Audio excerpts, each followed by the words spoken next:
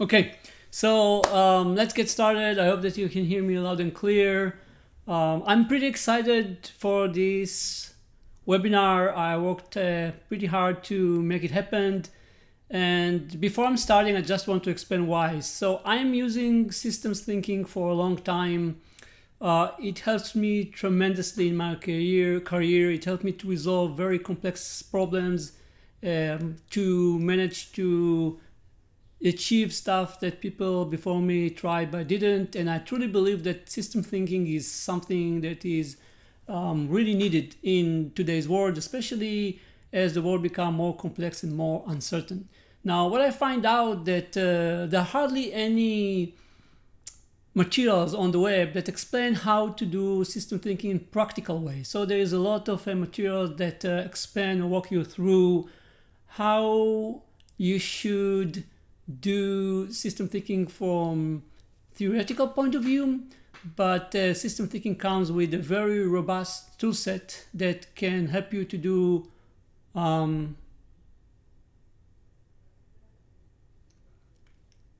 amazing stuff. And I think that we have a problem with the broadcast.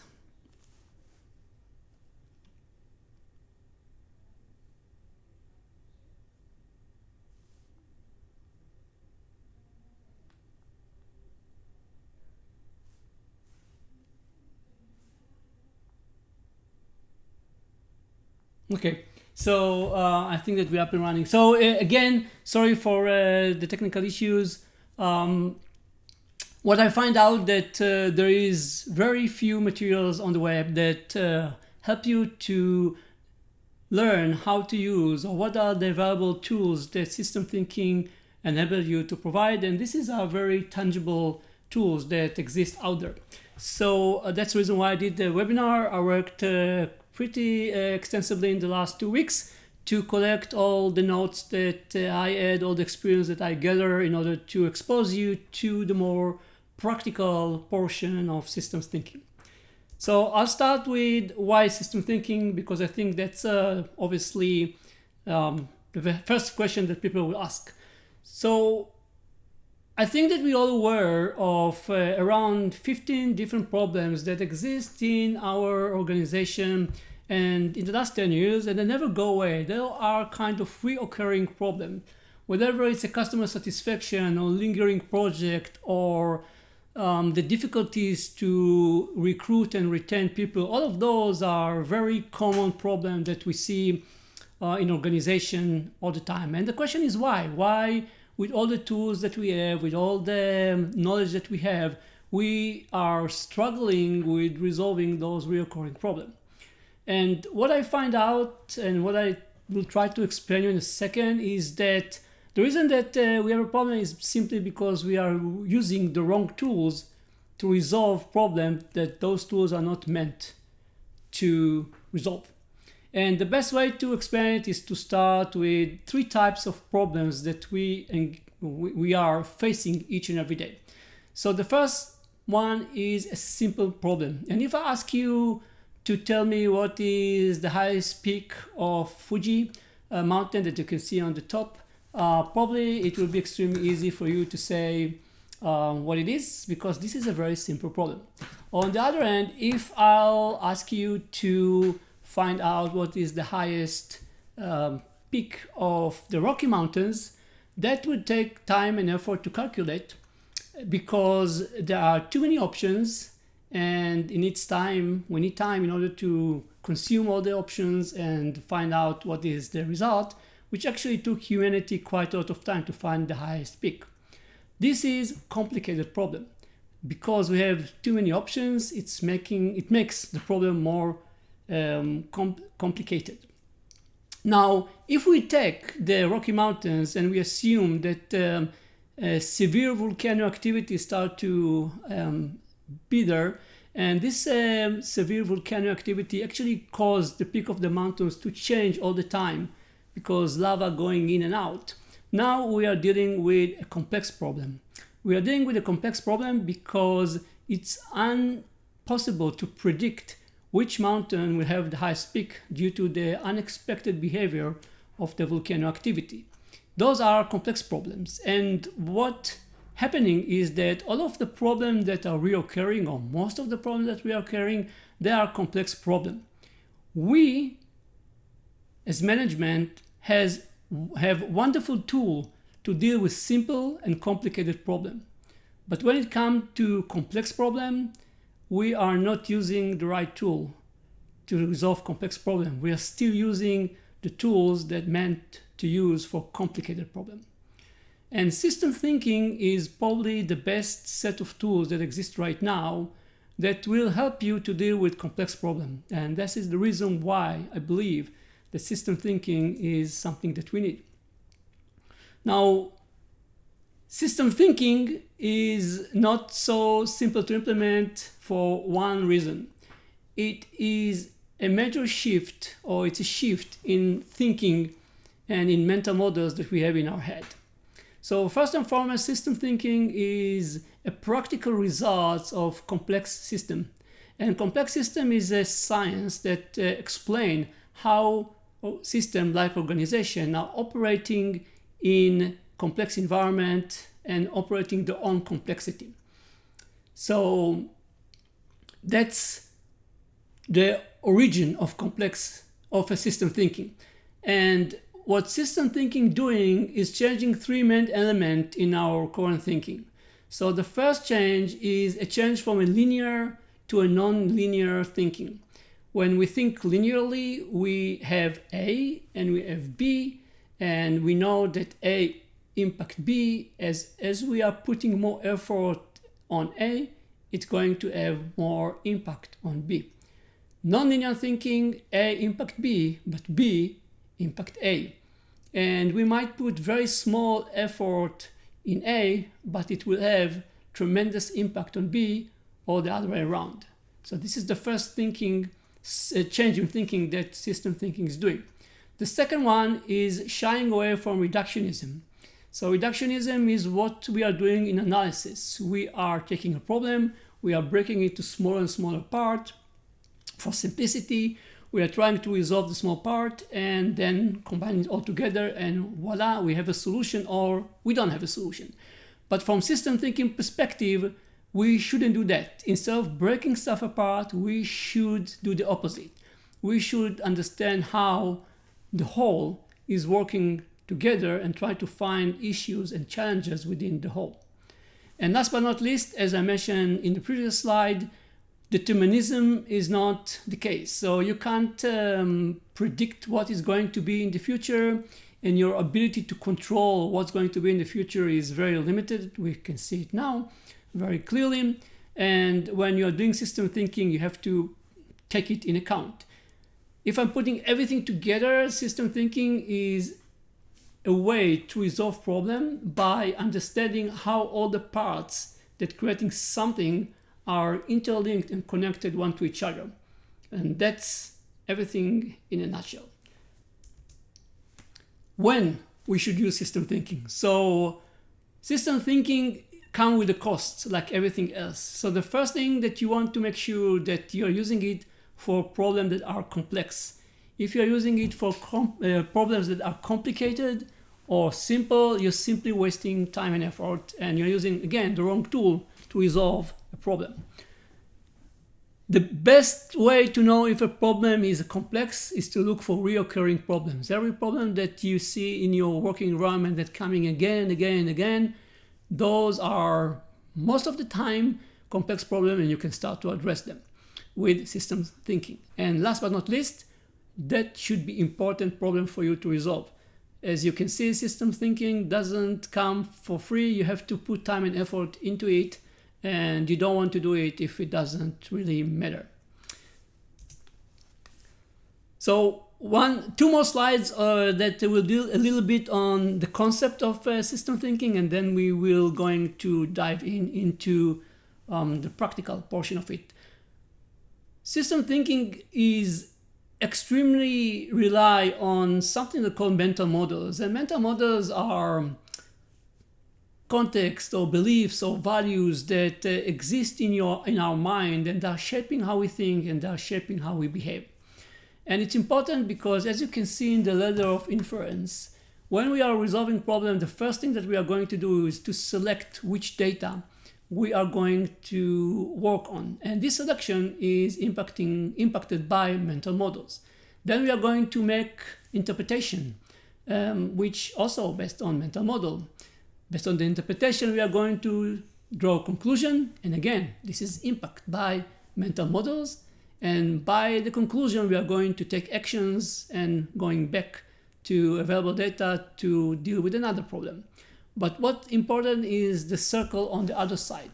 What you can see that the mental models are influence our decision, and their decision actually reinforce the mental model.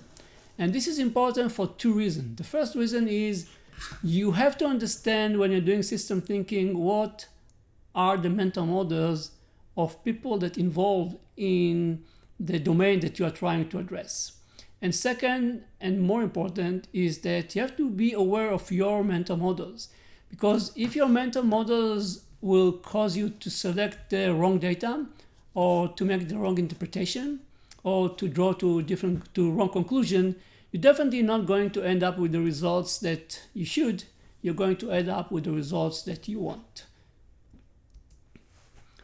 Now, in 10,000 view, system thinking has two main aspects. There are many concepts that exist, and we are going to discuss just the iceberg because I think it's important to understand the philosophy of thinking of system thinking.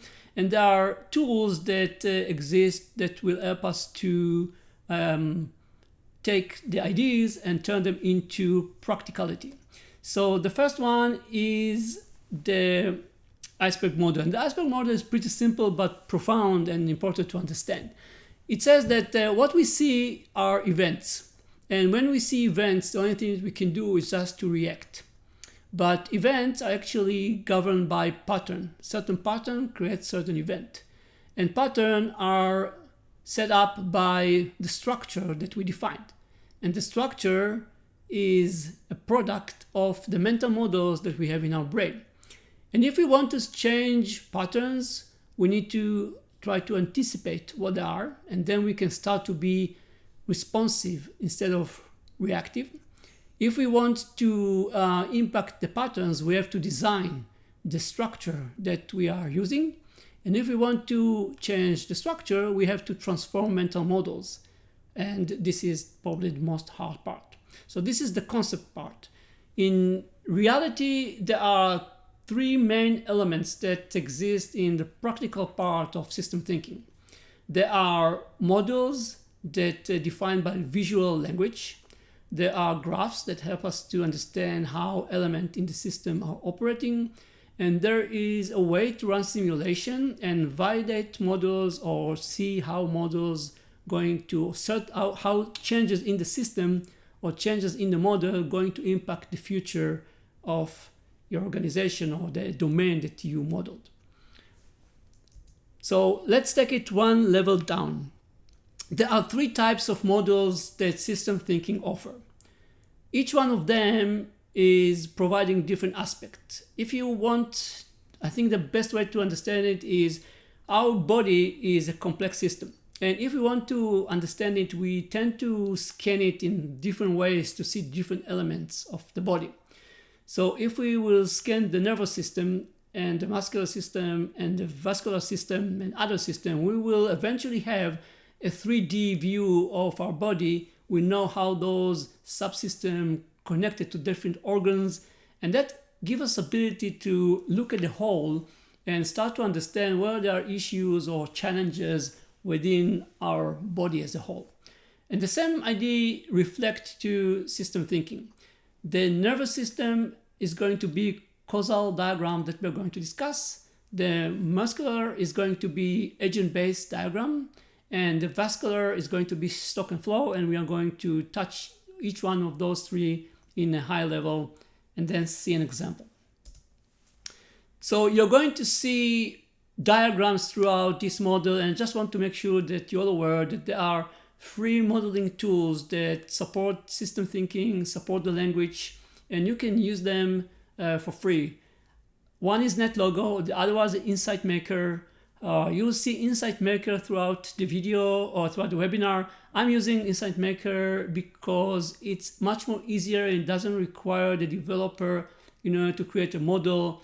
Most of the models can be done by regular people without any knowledge of programming at all, which I find much more easy to implement. So causal diagrams are they're very simple diagrams. You see it in a second. And those diagrams are all about to understand how one element in the system impact another element in the system. We're using it to get high-level understanding of the system behavior. And we are usually using them in order to communicate between people that are doing system thinking and people who are not. They are easy to understand and are high enough in order to understand what's going on in the system. And on the other end, what's wrong or what are the opportunities in the system. So let me go through examples and explain you what are the main elements.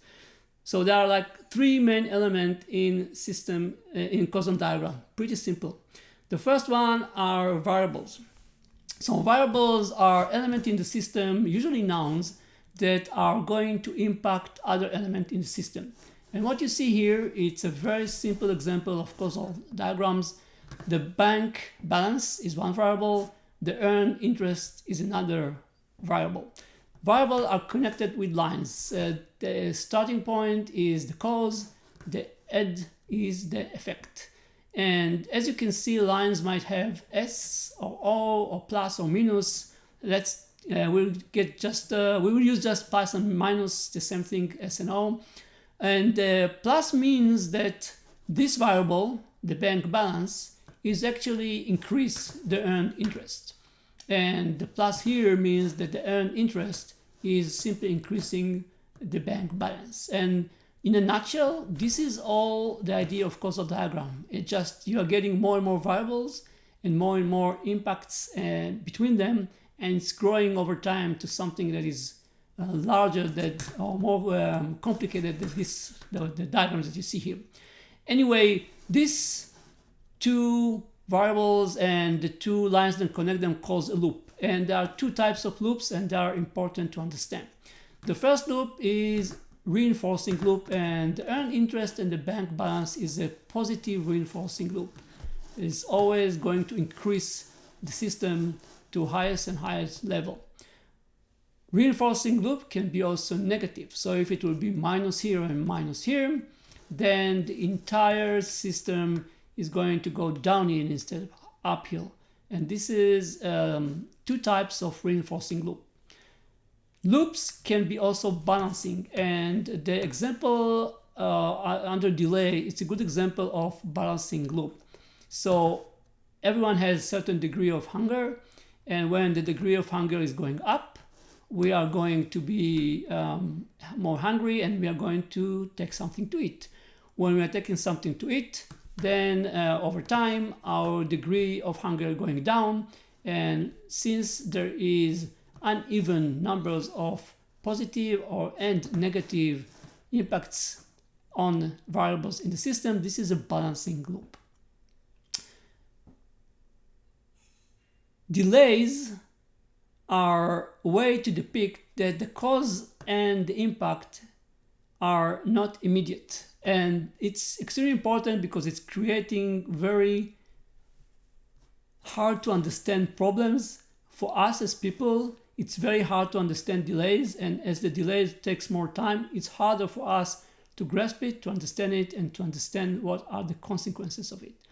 And in this simple example, once I'm eating, it takes time up until I feel that I'm not hungry anymore.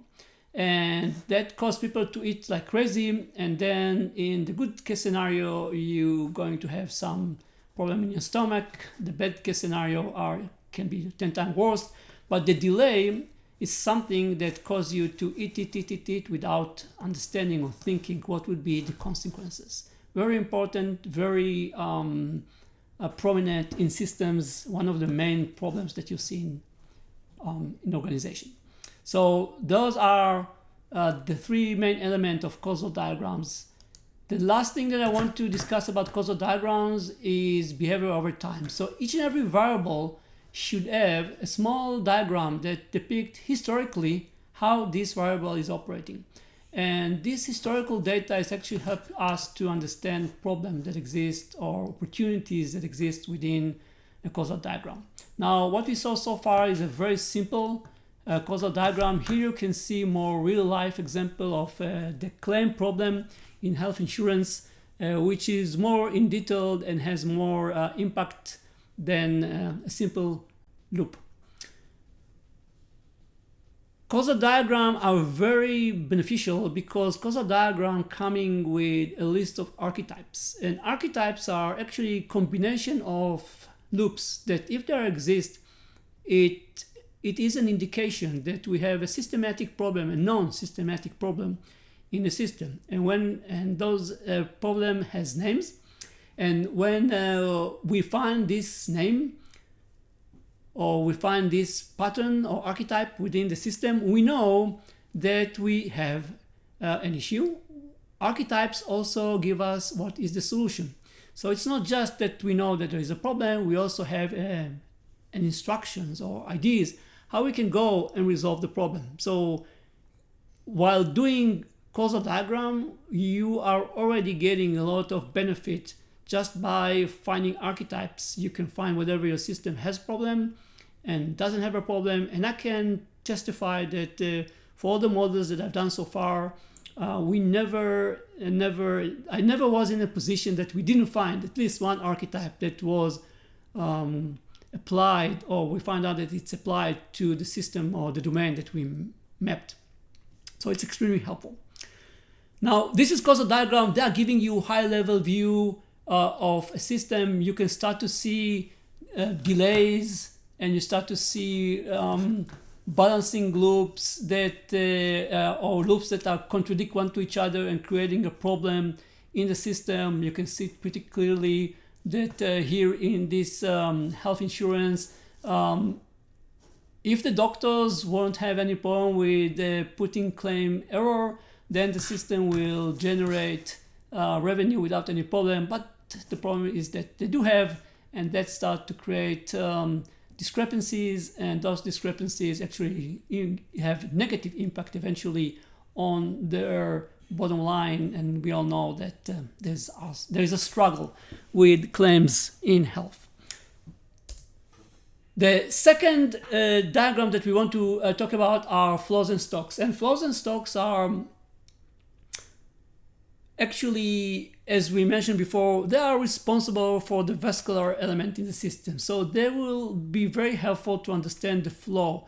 And they will understand the flow by mapping what are the inflows and what are the outflows that exist in variables in the system that hold data. And those variables that hold data are stocks, and flows are how the data flow between them. And this gives us lower level understanding of the system and usually expose us to much more profound and smaller problem than the causal diagram give us high level. And instead of going through all of the name, let me show you an example and explain you how it's being done. So here on the side, you can see a very simple causal diagram. And there is a simple rule if you want to take a causal diagram and transform it into flow and stock. And it's pretty simple. The idea is you stop time and you think whatever element has some value or go to zero when you stop the time. So pray birth and pray birth are the same. What turned this pray birth from a variable here into a flow, and pray population from a variable here into a stock, is that if I stop time, pray birth will go to zero, but the prey population will stuck in a certain value. And that's one of the simple rule of thumb how to convert causal diagram into flow and stock. And as the name mentioned, flow and stocks are mapping the flow.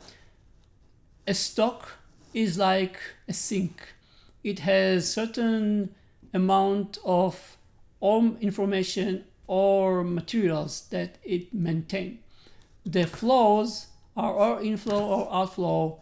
The inflow will add more element into the sink, and the outflow will remove element out of the sink. Both inflow and outflow might have a delays, and when we introduce a delay, it will change the behavior of the entire system. Every element will have a behavior over time. Every stock will have a behavior over time, so we can see and understand how it behaved over time. Variable here doesn't hold anything but values that can be constant or can be changed, and those values are impacting the flow in or the outflow on the other side. Graphical functions are important, and in this particular scenario, the graphical function depict visually what is the relationship or influence of prey on predator. So they are really important, and they are really valuable once you start to understand the problem in the system. Structured behavior, this is like behavior over time, but it takes an element in the system and it starts to understand how this element behave historically, and you can see here it's oscillating. So whatever I expand here goes here, and we took something that is more amorphic and we translated something that is more easier. Now the nice thing about stock and flow is that you can start to put data in, so you can define what is the basic value of those stocks, and you can define rules that will govern how much data will flow in or flow out. And once you're doing that, you can run this model for a particular period of time and simply see how the system behave over time. So you can see here the nice isolation between the predator and the prey, and you can see here the isolation in a different way. So there are different ways how to see it, but you can see visually over time how your system behave, and you can use it to validate that your model is actually depict reality.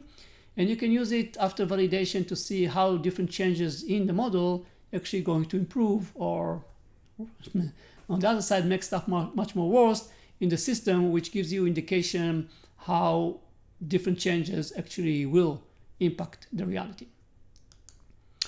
So those are flows and stock. The third one are slightly different. They are agent-based modeling. We compare them into muscular because they are actually defining how element in the system impacting one each other. So agent-based modeling are dealing with more how certain, they call it agent, which could be person or groups or technology, any element in the system has the ability to impact the system, and agent-based modeling understand how those elements in the system or agent are going to impact A, any type of flows or any type of stock, and B, how they're going to impact each other. When you are model those, it looks something like that. This is not too complex and not too simple one. What's important to understand is that it's very hard to understand for a model something about the behavior. What the model is doing is preparing the background, and once you run the model and visually, you start to get an understanding how people or groups or technology actually impact one each other, and how they impact the bottom line or any type of stock that you define in the system. So this is how this diagram looks like. It started with an agent, and the dotted line is actually an agent that represents a salesperson. An agent can have, first of all, states, and those states can be changed. So we have 4 states here. Every state represents different personality in this scenario. The black line is transition, which means that it will govern or define when red is changing into yellow. Then we have actions, and you can see it here in the middle. In action, you can put logic that will govern when those states will change. It can set up data in stocks. It can set up data in variables, or it can take data from variables and do something with the data.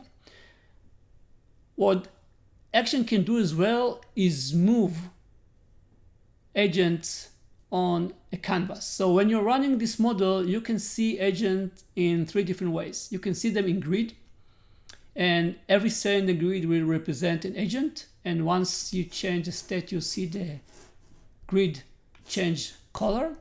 Or you can move them, you can plot them randomly and move them by the rules that you defined in the action. Or you can move them and connect them, or you can do everything all together. So moves are very flexible.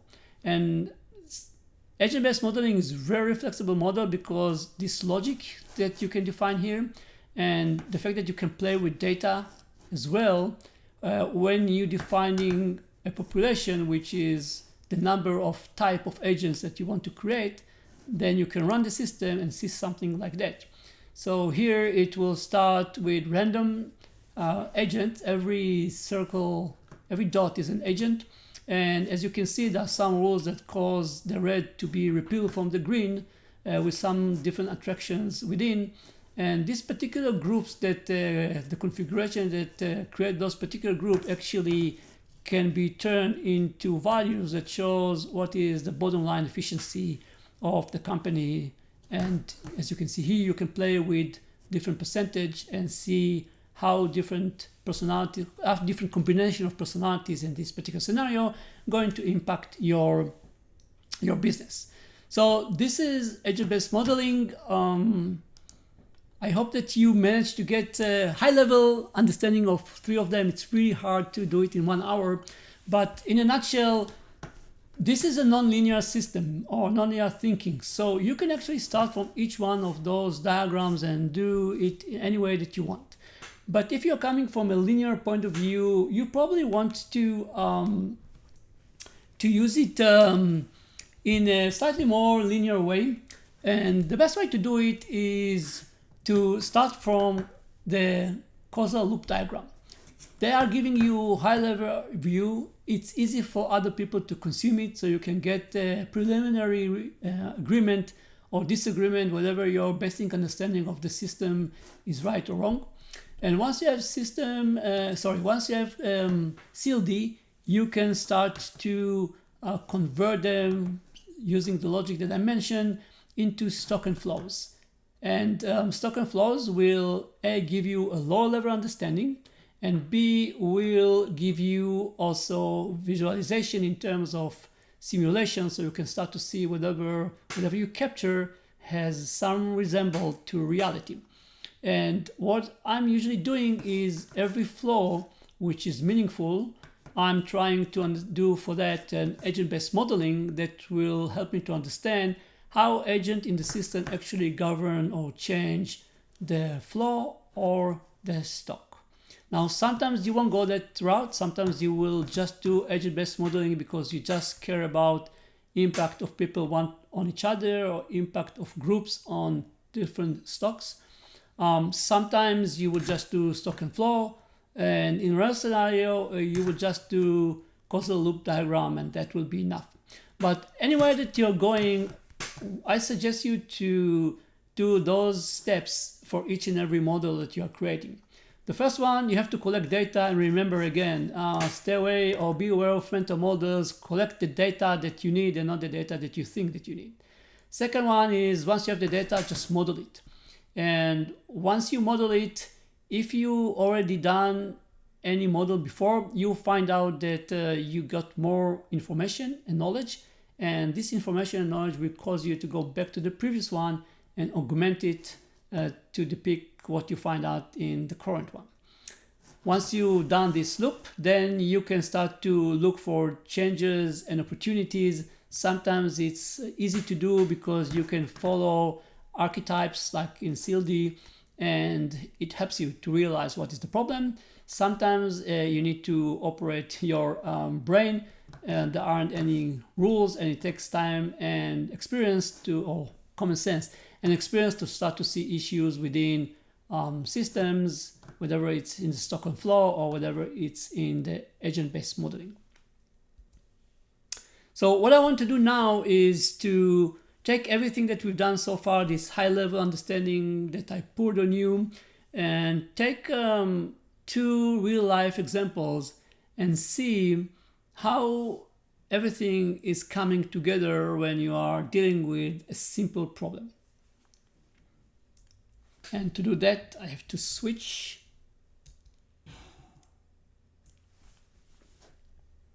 Let me maximize it. And I'll try to increase the resolution. So I hope that now you can see it.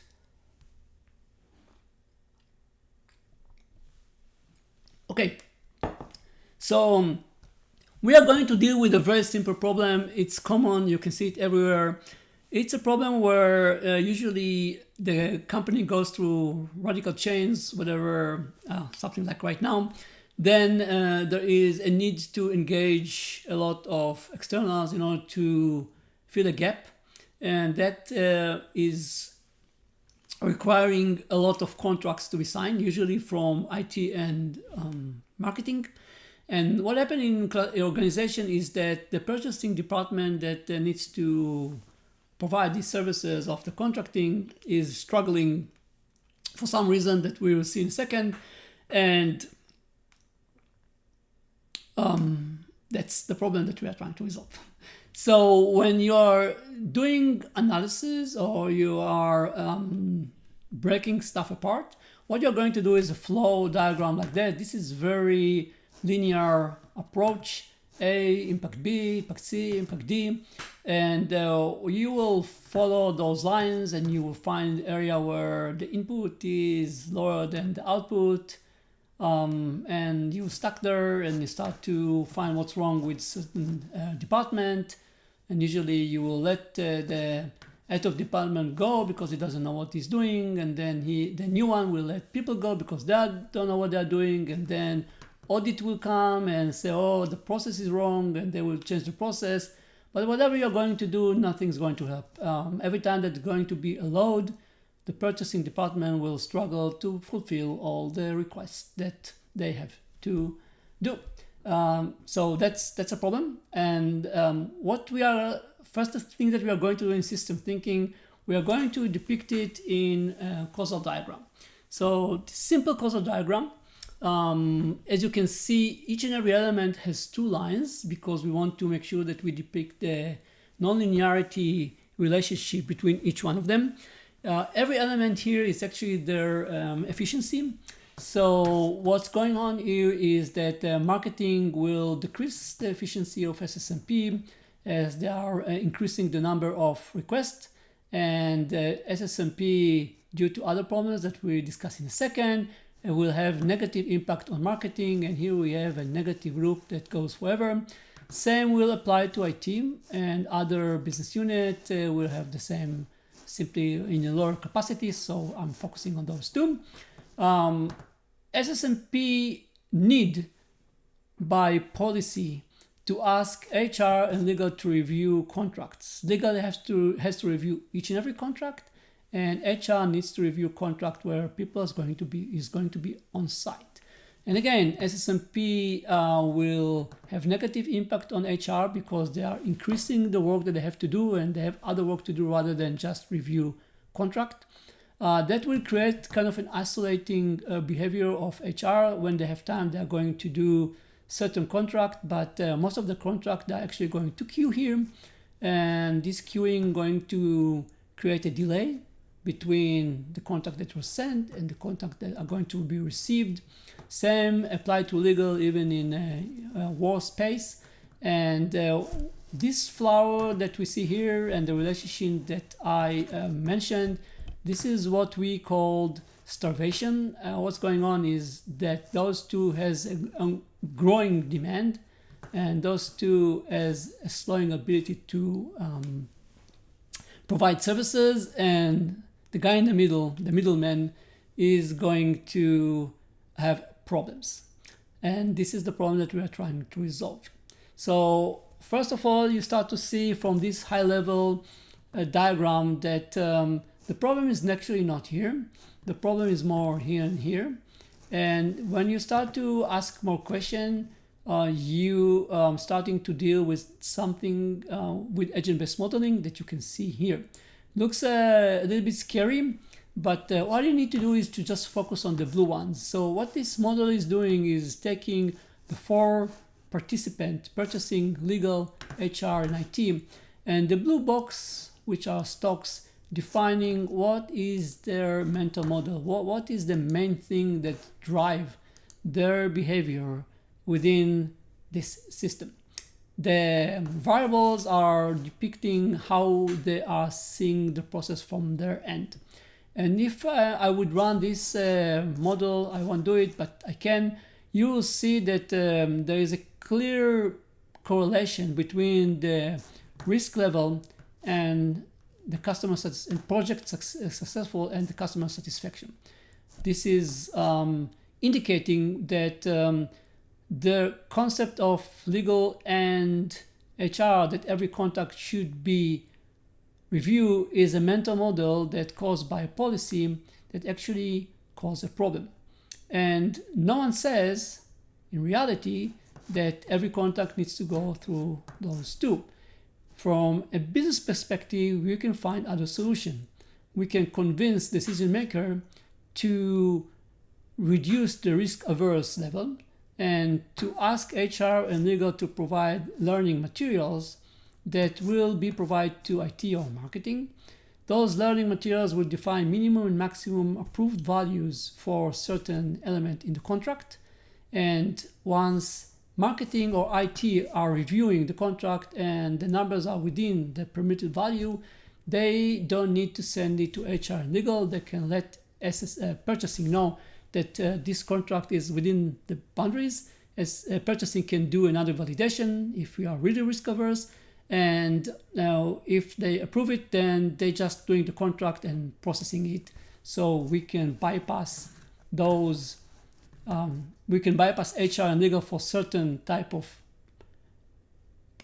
contract if we feel that those contracts have lower risk or no risk. And that way we are moving the load from here to here, and efficiency of the entire system, you'll see it in a second, is going up.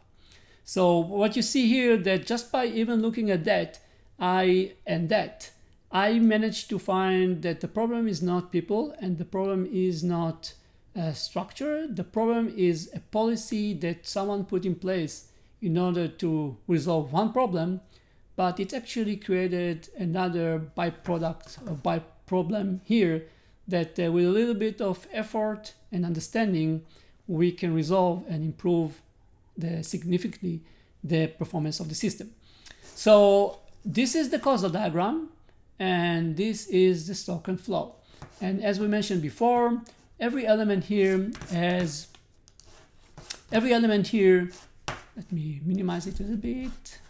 Okay, every element here is related to an element that we saw before in the causal diagram. The different that they have values, they have logic, as you can see here, and this value and logic actually govern how in this particular, the number of contracts are flowing between vendors to IT, to purchasing, to HR and legal, and when they're ready, we have a ready to sign contract. In order to see visually how the system behaves, we took and collect the number of contracts that purchasing was asked to do, and the number of contracts in any given time that purchasing and legal and HR approved, and we divide one by another, and then we get the efficiency of purchasing.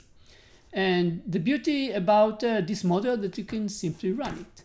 So I can run it, and I can start to see over a month how the system will behave. And you'll see that the system will plunge down to 20% efficiency. This was the number when we started to work on this particular problem. As you can see, it's around 60, even lower. So we are stopping to refine the model when we are 70%, when the result of the model are 70% reflecting the reality that we see. Let me close it and keep on explaining what we can do with models. So this is a validation that the model is working. Now we can take the model and use simulation again to see how certain changes will impact our future. So we agree to reduce risk averse, and the question is how much? How much percentage of contract I want to bypass, and how much value I'm getting by taking this risk. And I can do it in models by defining here a factor that will be a definition in percentage, how much contract going to be bypassed, HR and legal. You see I'm starting with 0. And what I can do now is simply run this simulation with 10% of the contracts going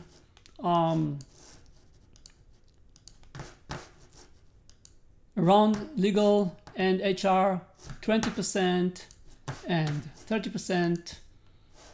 And once I have those three,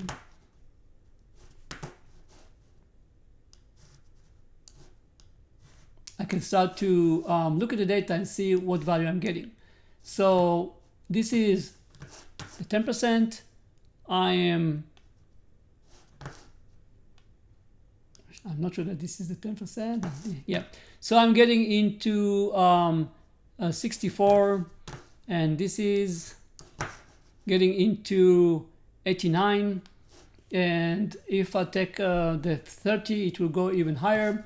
And as you can see, you can see visually what are the impacts. And in this particular scenario, we choose to use the 20% bypass. It improve efficiency from 20 to 64, and 20% was worth it. And this is just one example how you can use system thinking, A, to see problems that you didn't see before, and B, to validate it, and then to predict how different element, changing of different element is actually going to help or do the opposite to a certain problem. So that's the first one that I want to show you. The second one is I just want to show you how this agent-based modeling that is very hard to understand that way is actually helping you to understand in reality. When you see it, give you an insight. So I'm going to run it. What you're going to see is random number, 100 agents going to plot randomly. And then following some rules that are going to repel or attract on each other, they will create groups. And those groups has an impact on the number of customers and number of capabilities that the system produce. And then we can see visually also how this configuration changes. You can see here that you have variables, so you can actually play around and do a different configuration and see how different types, so each one of them is actually personality that depicts certain personality of marketers. You can play around and see how it's actually impacting your system. So let me run a simulation. First of all, you see that every step in time, the system is applying rules and groups are start to emerge. You can see that the green and the yellow, sorry, the green and the blue, the green and the red are repelling, and there's some attraction between red and blue, and some attraction between yellow and green. And over time, the system changes less and less and less, and will become stable. And once it becomes stable, it randomly or rarely going to change.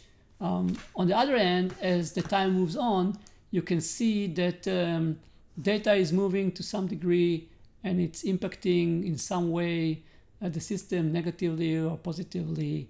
It simply depends.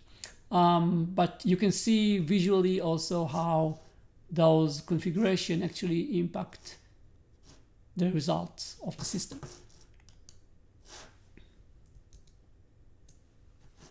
So in a nutshell, that's all.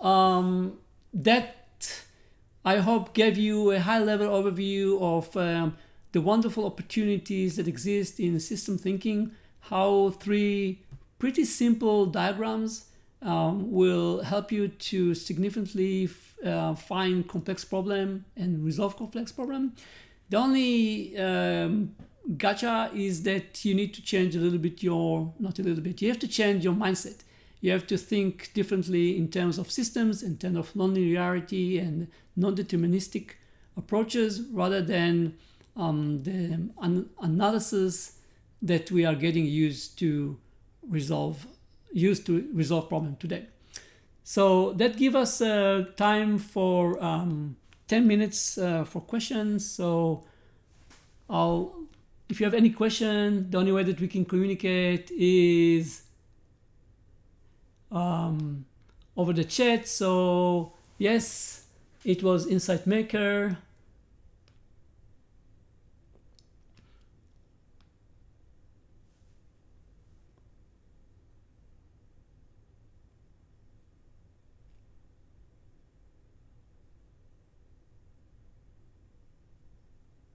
So I'll be happy also to hear feedback. So if you think it was too much, if you think that it was okay, if you think that it was too high level, I'll be happy to know, because I truly believe that system thinking is the most viable tool right now in the environment that we are operating right now. And I'll be happy to refine this and help other people to gain this knowledge, because the results is really, really extraordinary. Like I used it in my life and more than once, and every time it helped me to come with solution or problems that no one else thought about it. And obviously it helped me to resolve complex problems that people before me kind of struggle resolving.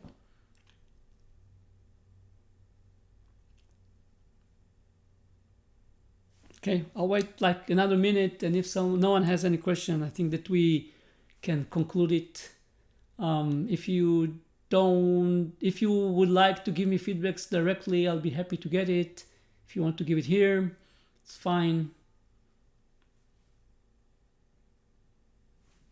Okay, so thank you very much for your time. I hope that you enjoyed it. I spent time and effort to do it, and I hope that I managed to do good work, at least to open your appetite and learn more about system thinking and how you can leverage system thinking for your own benefit in your own organization.